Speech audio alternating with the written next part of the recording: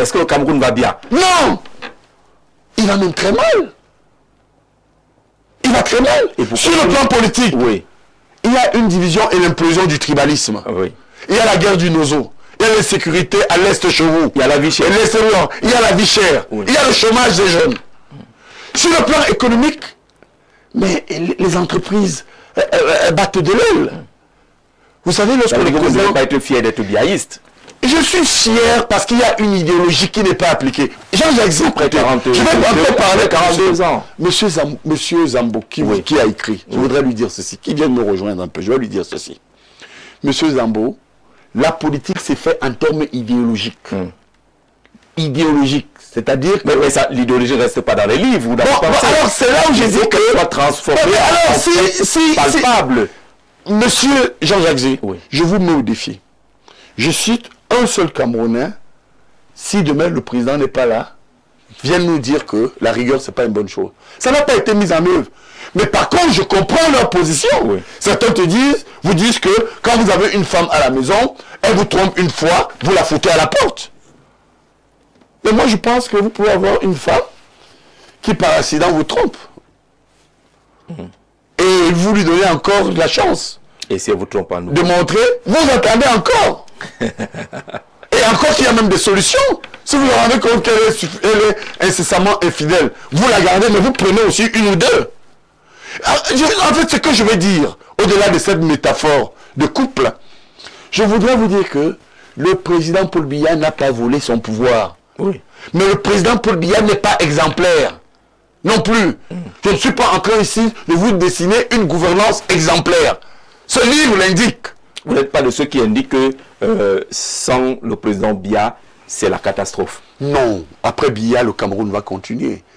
D'ailleurs, vous ne lisez pas dans les offres aujourd'hui quelqu'un qui peut tenir le gouvernail dans l'opposition, ce que vous connaissez. Écoutez, je sais que vous connaissez la plupart de ces leaders d'opposition. Vous pensez qu'il n'y a personne qui puisse tenir le gouvernail. Ce que je peux vous dire, c'est que 92 a été une chance pour la démocratie camerounaise. Je l'explique. D'ailleurs, je parle à l'épreuve du pouvoir. Deuxième décennie, 92-2002. L'opposition politique au Cameroun a eu une chance historique de gouverner. Élection législative du 1er mars 92. RDPC, 88 députés, UNDP 68, UPC de Kodok 18, et puis l'UNDP de Veleboa-Magari 64. Vous savez ce que ça veut dire en sciences politiques?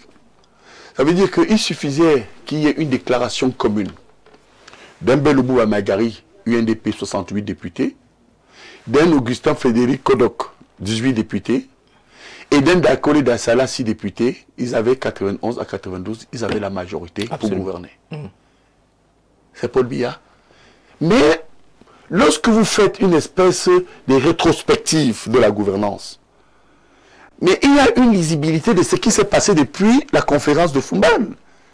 La conférence de Fumban a été un moment de négociation entre le président Aïdjo, John Goufocha Tandebouna et d'autres personnalités comme Egbetabi, pas Aboktabi, qui ont, au nom de la consolidation de l'État camerounais et le ralliement anglophone-francophone, décidé de retrouver le président Paul Biya sur une même assiette.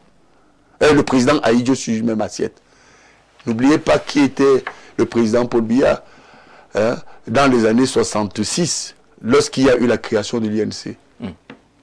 Mais là, où était le président Paul Biya? Il était déjà à côté du président. Mais là, vous n'avez pas répondu à la question. Est-ce qu'il y a quand même des offres qui pourraient intéresser les Camerounais aujourd'hui? Il y a des offres consensuelles et d'apaisement. Vous voyez que je répondais, j'ai peut-être été long dans les illustrations. C'est-à-dire que les offres de consensus a l'effet de permettre au Cameroun d'être bien gouverné. C'est-à-dire que lorsque le président Paul Biya fait appel à un Veleboa-Magari, ce n'est pas un enfant de cœur. Hein. Je voudrais même vous dire qu'en 83, il était à 2 doigts d'aller en prison. Oui. Lorsqu'il fait appel à M. Chirouma a été en prison. Lorsqu'il fait appel à Moustapha Amadou, il s'apprêtait à aller il a vécu en exil. Donc vous comprenez qu'aujourd'hui, il y a des personnalités comme Jean de Dieu Momo, Moi, je me rappelle, lorsqu'il a fallu battre la dernière campagne en 2018. Vous voulez que je vous fasse une confidence? C'est moi qui accompagne Momo à la présidence. Pour qu'il soutienne la candidature du président Biya. Le président voulait le voir. Momo vit. Donc vous comprenez que, je me rappelle encore des gens de Dieu, Momo, lorsque nous traversions le rond-point, il me dit que tu m'amènes vraiment. Je lui ai dit que tu t'amènes chez le président. Et vous l'avez amené là-bas. Je l'ai amené. Il en sort. Est-ce que je parle devant une télé? Aujourd'hui, les ministres. Mais non, cela veut dire que le président Paul Biya fait des concessions. Lorsqu'on dit gouvernement RDPC, moi j'ai du sourire. C'est au-delà du RDPC. On est d'accord. Que je suis exclu. Vous comprenez, lorsque vous parlez du pouvoir, on a l'impression que c'est Biya et c'est Biya. C'est autour de lui qu'il faut construire les consensus, c'est autour de lui qu'il faut voir des alliances. Vous ne voyez pas le Cameroun sans Biya. Si les autres n'ont pas des ambitions présidentielles à gouverner, que voulez-vous que le président Paul Biya fasse? Vous pensez vous savez, je suis Maurice Kamto n'en a pas, Joshua aussi. Non, je dis dans les consensus de représentation. D'ailleurs, je vous fais remarquer quelque chose. Il y a des exceptions, Jean de Dieu Momo. Chaque fois qu'il y a eu une alliance, ce qu'on appelle les alliés traditionnels entre le pouvoir du président à travers lui, le RDPC et les autres, ces consensus se sont créés à partir de la représentation parlementaire. Le Parlement, c'est le peuple. C'est-à-dire le président Paul Biya, sur un certain point, a été cohérent.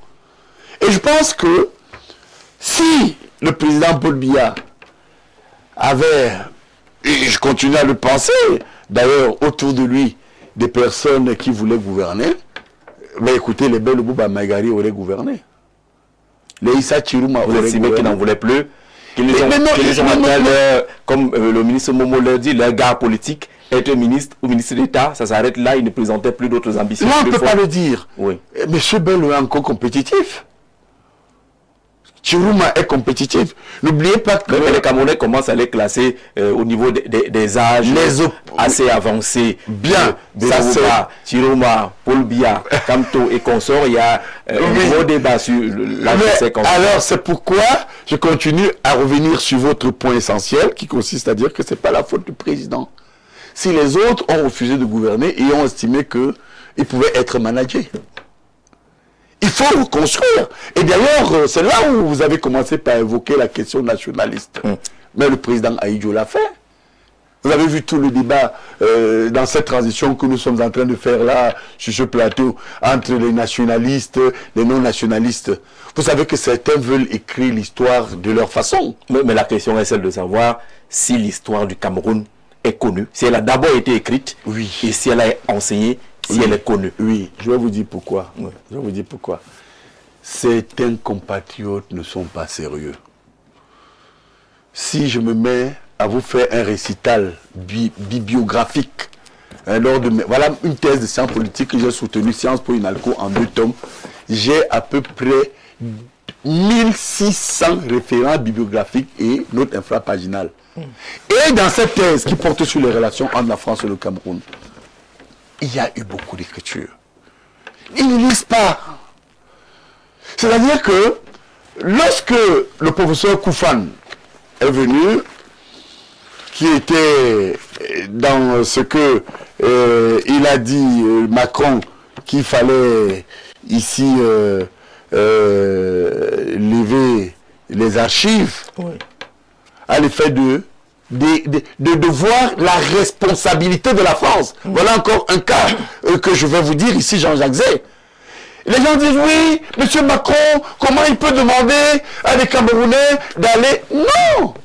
Macron a dit, vous parlez trop, vous les Camerounais.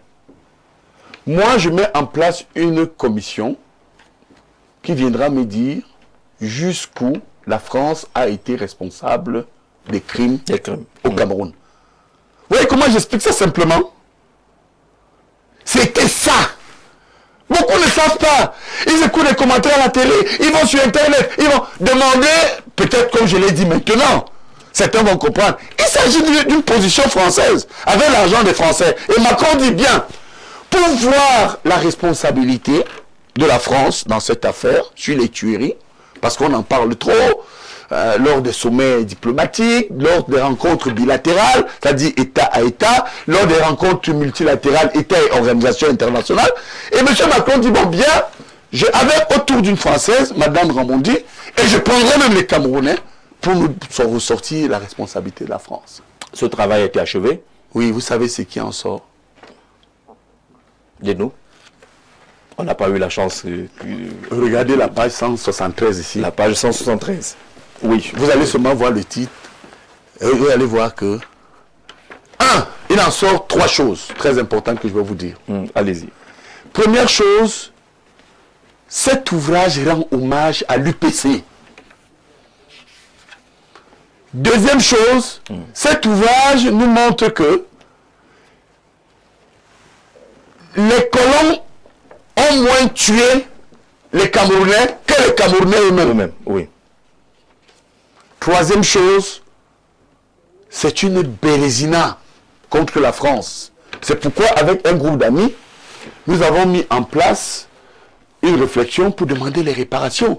C'est-à-dire que le travail de ces historiens camerounais et français que je salue, c'est que ils reconnaissent quand même qu'il y a eu des crimes. Alors quand on vous dit qu'il y a eu des crimes, ce n'est pas à ces historiens qui sont allés, j'ai même entendu quelqu'un bricoler pour dire que non, c'est que les gars racontent dans le plateau, c'est pas ça. Mais ils ne lisent pas, ils ont des bons yeux. Vous allez lire cet ouvrage, je crois de 1023 pages, et vous voyez, ce que moi j'ai retenu d'essentiel dans cet ouvrage, c'est que les Camerounais ont beaucoup plus tué leurs compatriotes que leurs colons. Alors comment ça? Je vais vous dire. Cet ouvrage, c'est 4 parties. Vous allez voir la première partie, c'est 1916-1955. 55, c'est parce qu'il y a le congrès de l'UPC. 16, c'est la Première Guerre mondiale. Deuxième partie, 1955, c'est pas moi qui l'ai écrit. Deuxième partie, 1958. 58, c'est la mort de Oumyobé. C'est le congrès de 55 qui fait de Moumié le président de l'UPC. Suivez-moi bien. Troisième partie, c'est 1958-1964. 58 parce que Oumyobé est mort. Entre-temps, en 60, le 30 novembre, Moumié est décédé. Et lors de l'empoisonnement de Moumié par cet Bétiel à Genève, il y a 2 vice-présidents en 55 qui sont consacrés au sein de l'UPC. Ça, il faut le dire. Il y a Abel Kingé et il y a Ernest Ouandjé. En 64, Ernest Ouandjé prend la tête de l'armée de libération nationale du Cameroun. Suivez-moi très bien. C'est une partie importante. Bien. Aujourd'hui, vous avez des gens qui ne travaillent pas, qui critiquent ce rendu, alors que le Cameroun, on écrit, il y a beaucoup d'écrits. Allez lire les livres de Lenga Bouenga, problème national au Cameroun. Allez lire le livre d'Achille Bembe, écrit sur le maquis. Il y a tellement, il y a une littérature sauvage. Lorsque moi, j'ai écrit cette thèse, où je montre comment la France, à côté d'Aïdjo, a participé à la consolidation de l'État du Cameroun, mais je me suis rendu compte que les rendus, j'en discutais avec M. Koufan, des archives que moi j'ai vues à l'époque à l'ambassade de France, vous disent que Ouandjé, je reviens tout de suite sur lui, parce qu'il fait beaucoup de polémiques, s'est livré, archives de l'ambassade de France, ou encore, deuxième point, certains disent que Ouandjé a été capturé. Mais dans la vérité de recherche, Ouandjé a été livré par Monseigneur Dormo. Alors quand vous voyez donc le problème national au Cameroun, il faut mettre au clair 3 choses. 1. Le mouvement nationaliste camerounais n'a pas commencé avec l'UPC à sa création en 1948. C'est faux. Le mouvement nationaliste camerounais a commencé avec les chefs Malimba, avec des personnes comme Rodolphe Douala Mangabel, avec d'autres personnes, on peut continuer à les citer, Martin Paul Samba, etc. Parce que c'était un mouvement nationaliste sans parti politique. Deuxièmement, il faut le dire avec autorité, mais quand il y a des assises entre universitaires, que les gens viennent nous dire que Les autres étaient nationalistes, d'autres étaient... C'est faux. L'UPC a été une aile politique africaine du Parti communiste français. Je donne des références. Allez lire Gaston Donat, Cameroun, Algérie, j'accuse. C'est ce syndicaliste français qui était un colon communiste, mais qui met en place l'UPC. Comme de l'autre côté, Odjoula met en place le bloc des démocrates. Il y avait donc une bataille entre les partisans du camp occidental, qui étaient les Amadou Ahidjo, et que moi j'appelle les réalistes, et de l'autre, les nationalistes, les idéalistes, parce que moi je dis qu'Ahidjo était nationaliste, tout le monde était nationaliste, tous. Les gens racontent ce qu'ils veulent raconter, ils ne veulent pas travailler, on passe le temps dans les amphis, on finit par perdre les yeux, user nos fesses, trouver le pantalon. Et ne respectez pas ça. Oui, non, ils viennent vous dire, bon, alors ils viennent vous raconter leur vie. Écoutez-moi bien, Jean Zagé, je le dis avec autorité. De ce point, je partage le point de Mathias Eric Ouronanguini et bien d'autres. Il y avait d'un côté les réalistes qui savaient que le blanc est là. Si vous vous amusez, il vous met à terre. Pour preuve, lorsque Wandje prend l'armée de libération nationale et prend la tête du comité national, le CNO d'organisation, il est sur un territoire indépendant. Quelle était la vocation de l'UPC? Il y en avait trois. Premièrement, l'indépendance du Cameroun, on l'avait obtenue ou pas? Deuxièmement, la réunification, on l'avait obtenue ou pas? Donc, maintenant, l'amélioration du cadre de vie. Donc, qu'est-ce qui pouvait expliquer et amener des gens à vous dire que, pour moi, d'abord, je vais être clair, hein, c'est un héros, Wandje, était un héros. parce qu'il s'est battu. Ça, c'est ma plus de position, mais qui a fini maquisard. Maquisard. C'est l'histoire qui le dit. C'est les faits. Ça n'a pas, ce sont les faits. Oui. Je vous dis bien que quand Wandje Ernest prend le maquis, prend la tête de l'armée de libération nationale du Cameroun, Cameroun avec K, celui qui prend ils avaient ce qu'on appelle des grands pôles de défense. Hein? Celui qui contrôlait la zone de Mulundu, c'était Ougli Massaga. Le deuxième pôle d'action, c'était l'Ouest Bamileke. Le troisième pôle, c'était le Mungu. Le quatrième pôle, c'était le Vouri. En fait, toute une organisation, je crois qu'il y avait 8 pôles dans ce sens qui avaient encerclé le président Ahidjo. Vous savez qu'il était à 2 doigts de perdre le pouvoir entre 1960 et 1964. Vous savez comment? Parce que il y avait au Congo, et je mets au défi ceux qui en doutent, Kasavubu, qui était pro-français et qui soutenait le régime Ahidjo. Malheureusement, en 1964, lorsque Wandje arrive à la tête de l'UPC, au Congo, Brazzaville, Kasavubu est renversé et c'est Massamba Deba, Massamba Deba, un anti-français qui prend les affaires et héberge les Ougli Massaga et ouvre le front où Osebe Afana a été d'ailleurs tué. Alors, pour résumer tout cela, vous dites oui. que Ernest Wandje était un héros, mais après il a fini maquisard. Oui. Est-ce que maquisard n'est pas le terme qu'on a bien voulu mettre dans la tête des maquisards, vous savez, lorsque vous faites ce qu'on appelle la recherche empirique, oui. Je voudrais publier, vous savez, moi je publie dans mes travaux mes 2 tomes de thèse qu'on retrouve dans toutes les bibliothèques. Hein. D'ailleurs, cette thèse a eu le prix de l'université. Hein. Et je voudrais vous dire que Wandje Ernest, il y a 2 temps du héros. 1955-1960. Parce qu'il faut le dire. Et moi, je suis arrière-petit-fils du péciste, à Yabassi. Il faut vous dire que les nationalistes, en dehors du bavardage militant et excitant que font certains qui se sont autoproclamés nationalistes. Oui, ils voulaient l'indépendance. Un combat noble. Vous comprenez, un combat noble. Oui. Wangé y était. D'ailleurs, je vais vous dire, lorsque vous prenez l'ouvrage de Wugli Masaga, parce que c'est Wugli qui était le chef. Le commandant Kisamba. Oui, commandant Kisamba, qui s'est rallié à Wangé. Lorsque Moumie est tué, c'est Wugli qui tient le fond de Mulundu.